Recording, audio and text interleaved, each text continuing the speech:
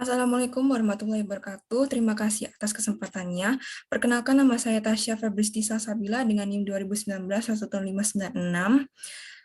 Pada kesempatan kali ini saya akan mempresentasikan hasil proposal penelitian saya, dan kebetulan di sini saya berkolaborasi dengan Pak Agustinus Kismet mengenai pengaruh Good Corporate Governance atau GCG, Corporate Social Responsibility atau CSR, dan profitabilitas terhadap nilai perusahaan pada masa pandemi COVID-19.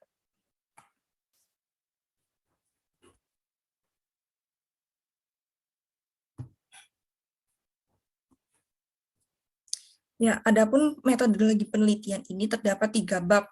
Yang pertama, bab 1 membahas mengenai latar belakang dan rumusan masalah. Bab 2 membahas mengenai landasan teori, kerangka pemikiran, dan hipotesis penelitian. Lalu bab 3 membahas mengenai variabel dan pengukuran variabel, populasi, sampel, dan teknik pengambilan sampel, data dan teknik pengumpulan data, teknik analisa data. Selanjutnya, pertama kita membahas bab 1 terlebih dahulu.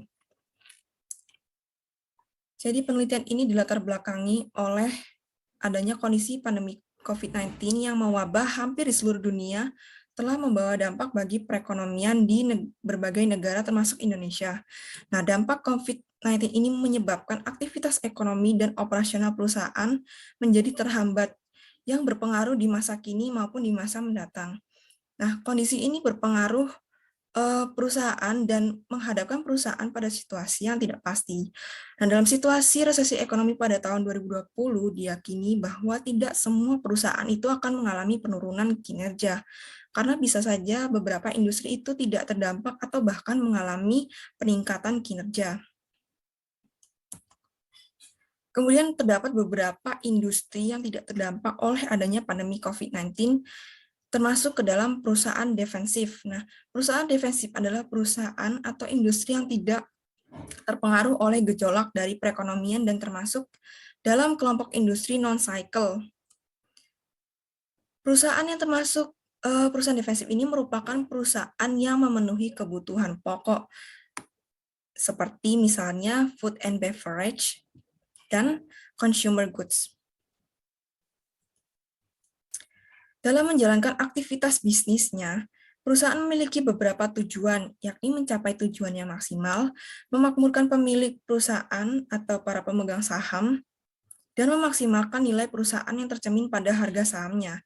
Ketiga tujuan perusahaan tersebut tidak banyak berbeda secara substansial, namun perusahaan memfokuskan pada tujuan jangka panjang, yang menjadi prioritas suatu perusahaan, yakni peningkatan nilai perusahaan.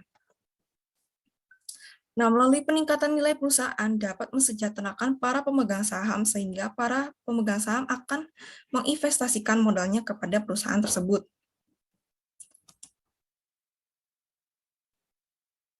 Faktor-faktor yang diyakini dapat meningkatkan nilai perusahaan yaitu good corporate governance atau tata kelola perusahaan yang baik.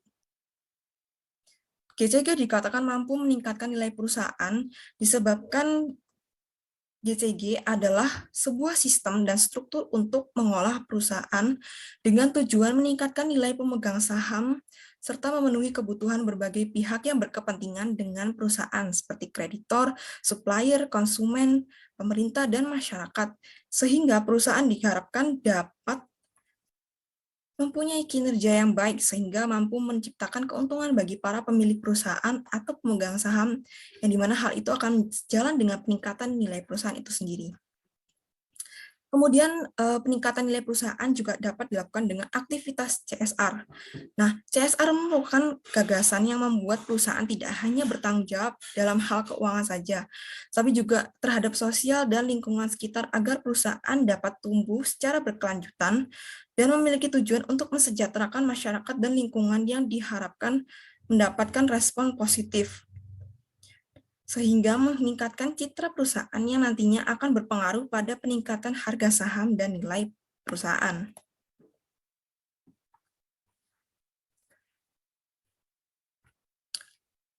Selain CSR, faktor profitabilitas juga dapat mempengaruhi nilai perusahaan. Nah, profitabilitas itu merupakan rasio yang mengukur kemampuan perusahaan dalam menghasilkan laba pada tingkat penjualan, aset, dan ekuitas perusahaan. Jadi, jika semakin tinggi tingkat profitabilitas perusahaan yang menghasilkan laba, maka tentunya menunjukkan hasil kinerja manajemen yang baik, yang tentunya menjadi sinyal bahwa perusahaan memiliki prospek yang cukup bagus yang pada akhirnya akan menumbuhkan kepercayaan investor. Nah, kepercayaan investor inilah yang akan meningkatkan nilai perusahaan. Jadi, semakin banyak laba, maka investor akan semakin banyak yang membeli saham perusahaan. Dan tentunya akan menaikkan harga saham perusahaan, sehingga ketika harga saham perusahaan itu naik, maka tentu saja akan menaikkan nilai perusahaan itu juga.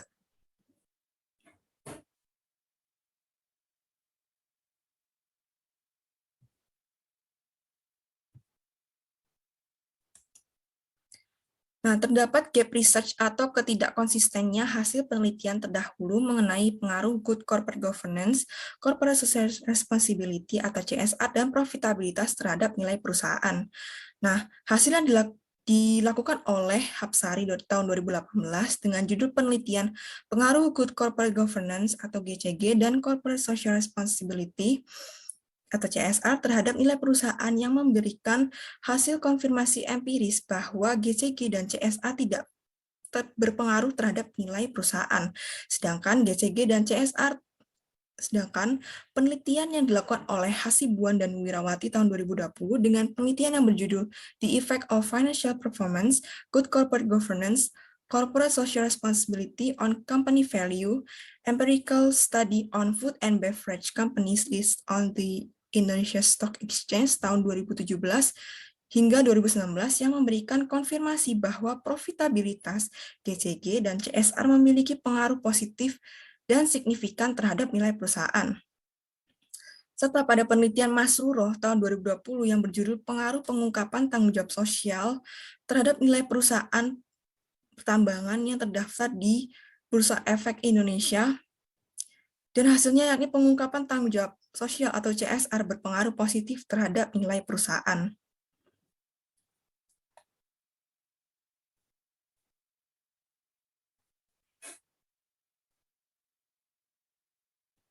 Nah, terdapat perbedaan penelitian terdahulu antara penelitian satu dengan yang lainnya, sehingga penelitian ini mencoba untuk meneliti kembali secara komprehensif yang bertujuan untuk menguji pengaruh secara parsial maupun secara simultan, sehingga diperoleh rumusan masalah sebagai berikut. Apakah pengaruh Good Corporate Governance atau GCG, Corporate Social Responsibility atau CSR, dan profitabilitas secara simultan terhadap nilai perusahaan pada masa pandemi COVID-19? Yang kedua, apakah pengaruh Good Corporate Governance atau GCG secara parsial terhadap nilai perusahaan pada masa pandemi COVID-19? Yang ketiga, apakah pengaruh Good Corporate Social Responsibility atau CSR secara parsial terhadap nilai perusahaan pada masa pandemi COVID-19?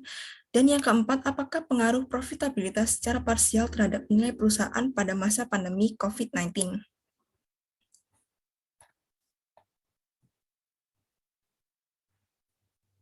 Selanjutnya akan membahas bab 2, yakni pada subbab landasan teori. Nah, pada penelitian ini terdapat 4 teori ya. Kita klik dulu. Nah, pada landasan teori ini kita memiliki 4 teori. Yang pertama ada teori agensi, teori signaling, teori stakeholder, dan teori legitimasi.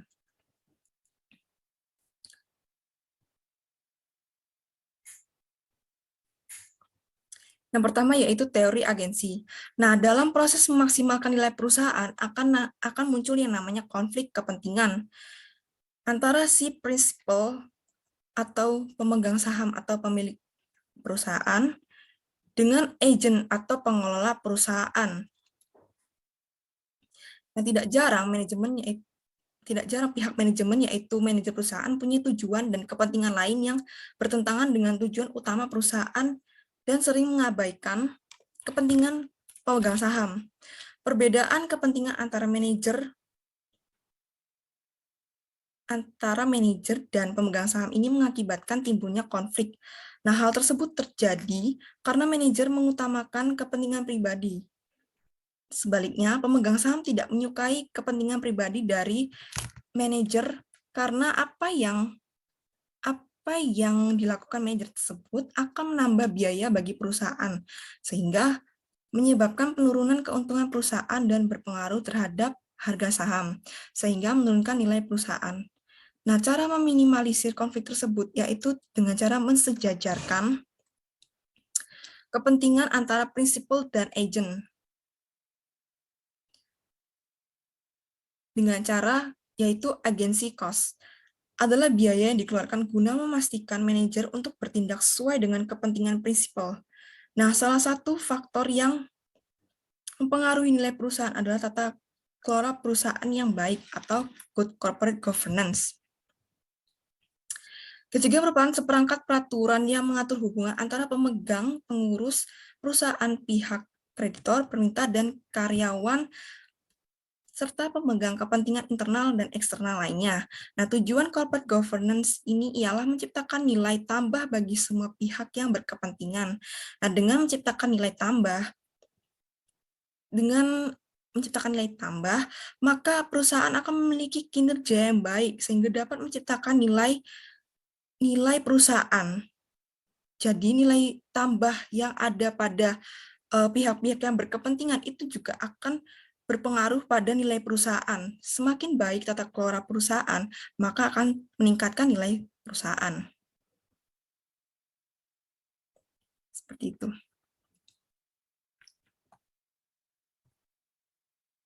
Lalu yang kedua ada teori signaling.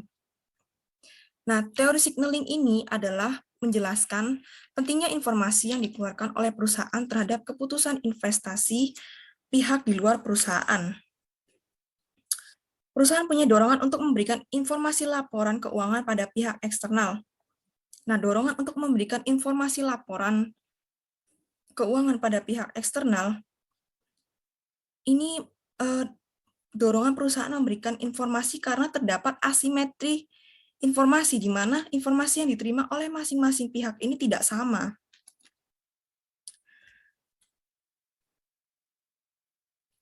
Karena perusahaan mengetahui lebih banyak prospek yang akan datang daripada pihak luar. Nah, kurangnya informasi bagi pihak luar mengenai perusahaan menyebabkan mereka melindungi diri mereka dengan memberikan harga yang rendah untuk perusahaan. Perusahaan dapat meningkatkan nilai perusahaan dengan mengurangi informasi asimetri, yaitu dengan cara memberi sinyal pada pihak luar. Pada waktu informasi diumumkan dan semua pelaku pasar sudah menerima informasi tersebut, pelaku pasar terlebih dahulu harus menginterpretasikan dan menganalisis informasi tersebut sebagai sinyal baik atau sinyal buruk. Pengumuman informasi tersebut memberikan sinyal bahwa perusahaan mempunyai prospek yang baik di masa mendatang, sehingga investor tertarik untuk melakukan perdagangan saham. Dengan demikian, pasar akan bereaksi yang tercermin pada perubahan dan volume perdagangan saham. Penggunaan teori signaling melalui informasi berupa ROA atau tingkat pengembalian terhadap aset juga dapat menentukan seberapa besar laba yang didapat dari aset yang digunakan. Dengan demikian, jika ROA tinggi, maka akan menjadi sinyal baik bagi para investor. Karena dengan menunjukkan ROA yang tinggi, maka kinerja perusahaan tersebut juga akan baik. Maka investor akan tertarik untuk menginvestasikan dananya berupa surat berharga atau saham. Dan ketika permintaan saham itu meningkat, maka harga saham akan meningkat dan tentu saja hal tersebut akan meningkatkan nilai perusahaan.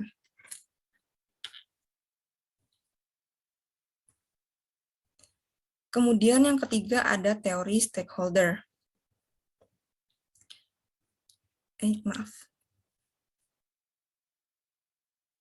Nah, yang ketiga ada teori stakeholder. Nah, teori stakeholder ini mengungkapkan bahwa perusahaan bukan hanya beroperasi untuk kepentingannya sendiri serta hanya berorientasi pada keuntungan semata, namun harus memberikan manfaat bagi stakeholder-nya. Nah, stakeholder itu dibagi menjadi dua, yakni internal dan eksternal. Kalau yang internal itu seperti karyawan, manajer, dan pemegang saham. Sementara untuk yang eksternal itu termasuk pemasok, konsumen atau pelanggan, masyarakat, dan pemerintah. Nah, teori stakeholder ini memberikan isyarat bahwa perusahaan harus memberikan perhatian kepada stakeholder karena stakeholder itu dapat memberikan pengaruh yang besar terhadap aktivitas dan kebijakan yang dilaksanakan oleh perusahaan. Teori stakeholder mengasumsikan bahwa perusahaan akan ditentukan oleh para stakeholder, di mana perusahaan berusaha mencari pembenaran dari para stakeholder dalam menjalankan operasi perusahaannya. Semakin kuat posisi stakeholder, maka semakin besar pula dalam menjalankan aktivitas operasi perusahaannya. Perusahaan sangat bergantung pada lingkungan sosial, sehingga perlu menjaga legitimasi stakeholder serta memposisikannya pada kerangka dasar dalam pengambilan kebijakan dan keputusan, sehingga stabilitas dan jaminan going concern akan menjadi tujuan perusahaan dapat tercapai.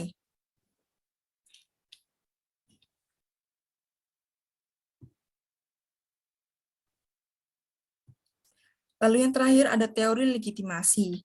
Nah, teori legitimasi ini adalah persepsi di mana tindakan yang dilakukan oleh perusahaan merupakan tindakan yang diinginkan, pantas dan sesuai dengan sistem norma, kepercayaan, nilai, dan definisi yang dikembangkan secara sosial, dan di mana mengutamakan keberpihakannya kepada masyarakat. Perbedaan antara nilai-nilai yang dianut perusahaan dengan nilai-nilai masyarakat ini menyebabkan adanya legitimasi gap. Nah, legitimasi gap ini diakibatkan dari ketidaksesuaian antara aktivitas operasi perusahaan terhadap ekspektasi masyarakat yang memunculkan tekanan dari stakeholder. Nah, cara agar meminimalisir adanya legitimasi gap ini yaitu dengan adanya pengungkapan CSR dalam perusahaan. Sehingga tujuan CSR dalam perusahaan itu mensejahterakan masyarakat dan lingkungannya, sehingga meningkatkan citra perusahaan yang nantinya akan berpengaruh pada peningkatan harga saham dan nilai perusahaan. Seperti itu. Next. Nah, kerangka pemikiran. Jadi berdasarkan landasan teori yang telah dibahas, maka kerangka pemikirannya adalah sebagai berikut. Baik secara simultan maupun parsial, GCG, CSR, dan profitabilitas ini berpengaruh positif terhadap nilai perusahaan. GCG berpengaruh positif terhadap nilai perusahaan karena tujuan GCG ialah untuk menciptakan nilai tambah bagi semua pihak yang berkepentingan. Dengan menerapkan GCG, diharapkan perusahaan akan memiliki kinerja yang baik sehingga dapat menciptakan nilai tambah dan meningkatkan nilai perusahaan yang dapat memberikan keuntungan bagi para pemegang saham atau pemilik perusahaan. Maka GCG ini bisa dikatakan sebagai seperangkat sistem yang mengatur dan mengendalikan perusahaan untuk menciptakan nilai tambah bagi para pemangku kepentingan. Nilai tambah yang baik akan diikuti peningkatannya nilai perusahaan yang dapat memberikan keuntungan bagi para pemegang saham atau pemilik perusahaan. Nah, kemudian CSR. Nah, CSR ini secara signifikan berpengaruh positif terhadap nilai perusahaan. Seperti yang sudah saya bahas, CSR merupakan tanggung jawab sosial yang tidak hanya dalam hal keuangan saja, tapi juga terhadap sosial dan lingkungan sekitar agar perusahaan dapat tumbuh secara berkelanjutan dan memiliki tujuan untuk mensejahterakan masyarakat dan lingkungannya, yang diharapkan mendapatkan respon positif dari masyarakat, sehingga meningkatkan citra perusahaan yang nantinya akan berpengaruh pada peningkatan harga dan nilai perusahaan. Hal ini berarti semakin baik penerapan CSR oleh perusahaan, maka nilai perusahaan akan semakin meningkat.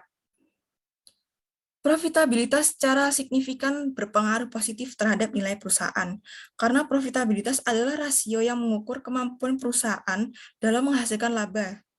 Jika semakin tinggi tingkat profitabilitas perusahaan dalam menghasilkan laba, tentunya menunjukkan hasil kinerja manajemen yang baik, dan tentunya ini menjadi sinyal bahwa perusahaan memiliki prospek yang cukup baik, yang pada akhirnya akan menumbuhkan kepercayaan investor. Kepercayaan investor inilah yang akan meningkatkan nilai perusahaan. Jadi semakin banyak investor yang percaya terhadap suatu perusahaan, maka semakin banyak saham yang dibeli oleh investor tersebut dan otomatis akan menaikkan harga saham, yang kemudian diikuti oleh peningkatan nilai perusahaan.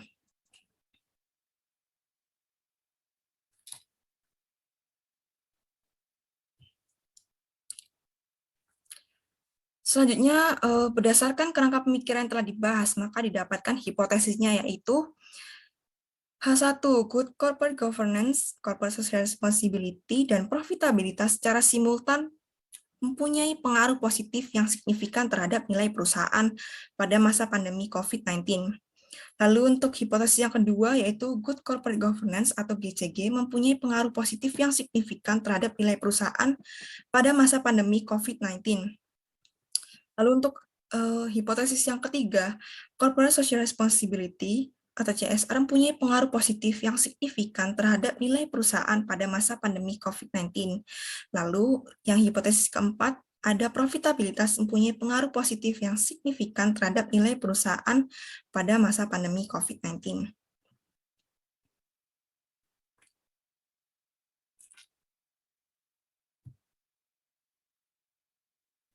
Lalu untuk yang bab 3, ini ada variabel dan pengukuran variabel.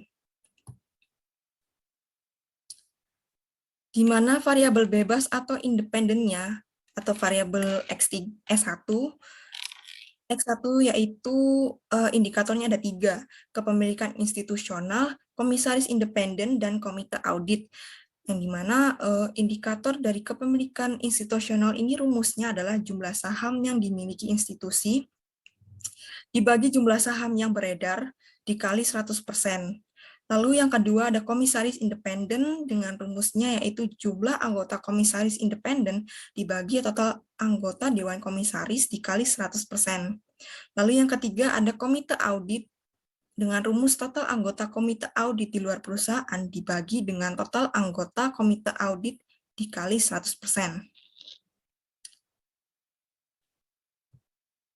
Lalu untuk pengukuran variabel X2 atau variabel independen yang kedua, yaitu ada corporate social responsibility dengan indikatornya yaitu Global Reporting Initiative atau GRI atau generasi 4 atau G4. Dengan rumusnya yaitu Corporate Social Responsibility Index perusahaan, yakni jumlah pengungkapan CSR perusahaan dibagi dengan N, di mana N sebagai jumlah item untuk perusahaan yang mengungkapkan CSR pada laporan keuangannya. Kemudian X3-nya yaitu ada profitabilitas dengan indikator Return on Asset atau ROA dengan rumusnya yaitu laba bersih setelah pajak dibagi total aset dan Return on Equity dengan rumusnya yaitu laba bersih setelah pajak dibagi total ekuitas. Selanjutnya untuk nilai variabel dependennya menggunakan nilai perusahaan dengan indikatornya Tobin-Skew, lalu dengan rumusnya yaitu EMV ditambah D dibagi EBV ditambah D. EMV ini adalah equity market value atau nilai pasar modal ditambah dengan debt atau total hutang dibagi dengan EBV atau equity book value yang merupakan nilai buku dari total ekuitas ditambah dengan total hutang.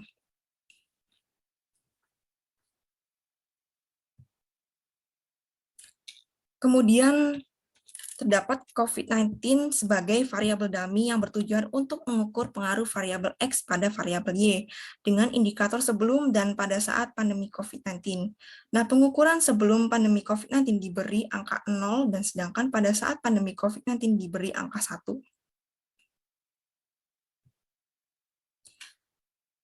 Ya, kemudian ada populasi, sampel, dan teknik pengambilan sampel.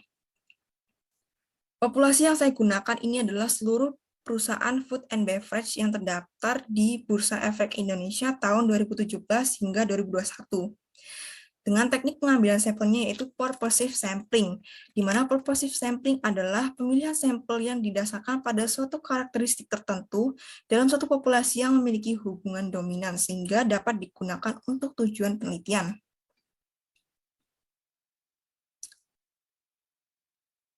Setelah menentukan teknik pengambilan sampel, didapatkan sampel dengan kriterianya, yaitu perusahaan food and beverage yang terdaftar di Bursa Efek Indonesia yang diukur pada periode 2017 hingga 2021, mempublikasikan laporan keuangan secara konsisten dan lengkap, serta mempunyai laporan keuangan yang telah diaudit selama periode 2017 hingga 2021.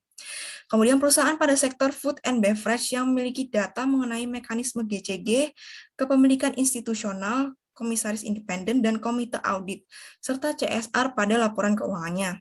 Kemudian terakhir, perusahaan yang memiliki laba bersih positif pada periode 2017 hingga 2021. Kemudian ada data dan teknik pengumpulan data. Jenis data yang digunakan yakni data sekunder dengan metode pengumpulan datanya melalui dokumentasi. GCG, CSR, dan profitabilitas akan diperoleh datanya melalui skala rasio. Sedangkan untuk COVID-19 ini menggunakan skala nominal, di mana ini merupakan variabel kualitatif karena indikatornya pada sebelum dan pada saat pandemi COVID-19 dengan pengukuran pembedanya adalah menggunakan angka 0 dan 1. Kemudian menggunakan analisis time series pada data sebelum dan pada saat pandemi COVID-19. Sumber data pada penelitian ini dapat dari website Bursa Efek Indonesia pada www.idx.co.id. Berupa laporan keuangan subsektor perusahaan food and beverage pada tahun 2017 hingga 2021, atau laporan keuangan pada Indonesian Capital Market Directory.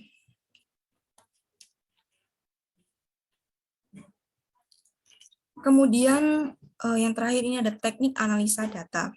Nah, pada teknik analisa data, peneliti ini saya menggunakan analis deskriptif dan inferensial, di mana analis statistik deskriptif digunakan untuk memberikan gambaran mengenai distribusi dan perilaku data sampel penelitian dengan melihat nilai minimum, nilai maksimum rata-rata, dan standar deviasi dari masing-masing variabel independen dan variabel dependen. Setelah melakukan analisis deskriptif, saya melakukan tahap pengujian asumsi klasik yang bertujuan untuk memberikan kepastian bahwa persamaan regresi yang didapatkan memiliki ketepatan dalam estimasi, tidak bias, dan konsisten. Pada uji asumsi klasik ini terdapat beberapa macam uji, yaitu uji normalitas, uji multikolinearitas, uji heteroskedastisitas, dan autokorelasi. Namun dalam penelitian ini akan menyesuaikan dengan penelitian yang diuji. Selanjutnya, saya menggunakan teknik analis inferensial. Nah, dalam penelitian ini menggunakan analis regresi berganda. Nah, hal ini bertujuan untuk mengetahui pengaruh variabel independen terhadap variabel dependennya. Pada analis regresi berganda, menggunakan pengujian koefisien determinasi uji F dan uji T.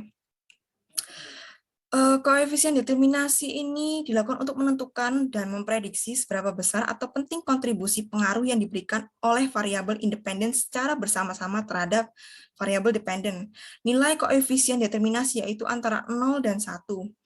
Jika nilai mendekati 1, artinya variabel independen memberikan hampir semua informasi yang dibutuhkan untuk memprediksi variabel dependen. Namun jika nilai R semakin kecil, artinya kemampuan variabel-variabel independen akan cukup terbatas dalam menjelaskan variabel dependennya.